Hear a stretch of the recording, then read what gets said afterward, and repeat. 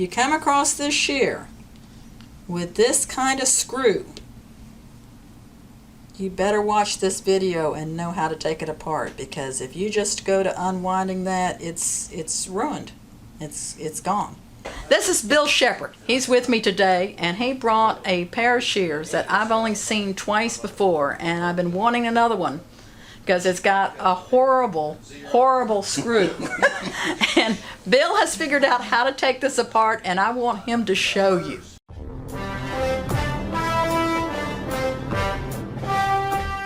And where are you from, Bill? Tell us about your sharpening business. I'm from Roanoke, Lynchburg, Virginia area. So I've been sharpening quite a while. I've been in the business for about 40 years.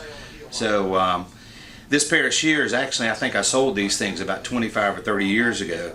But they're the Tondeo Mythos shears. M-Y-T-H-O-S, right? Correct. And they are definitely one of those that are over-engineered.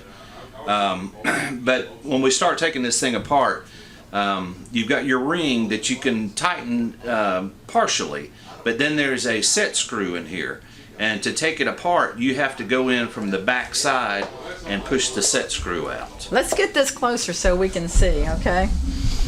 All right. And usually if you see someone with it, they've probably bought them overseas, maybe? They're from in Europe, or? Probably so. Okay, can you look through there, Bill, and you can see what's going on. In fact, you may want to lay it down so it's and I can zoom in a little bit here.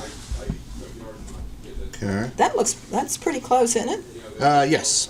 Okay. So you'll notice this ring right there is a pin that holds it into place. So you line up the pin on the back side with this hole. And then you take, we just used a paper clip, and we're taking the paper clip and we're pushing it through, and you can see there comes the pin out. So once that pin comes out, hopefully we won't lose that, and you can twist these things apart, and then you're ready for your service.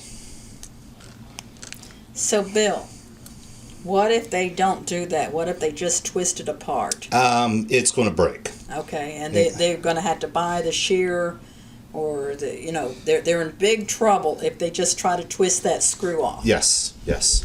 So you better push that pin out. And that was the situation last time I saw it. The sharpener had just tried to unscrew it, and that was the end of that shear. That's true. The screw didn't hold. So when you put this on the top with that set pin in it, you've got a little bit of room for play, and that's enough to give it some tension, but it will not allow it to come off or tighten up too much until you take that pin out of there. All right, put that back together for us, Bill, so we'll know how. So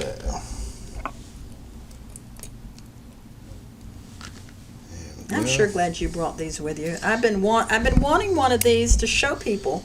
All right, so now we're going to put the tension screw in. So you put it back together like a regular shear, and then it's that pin. And we want to get it close. I think we're pretty accurate.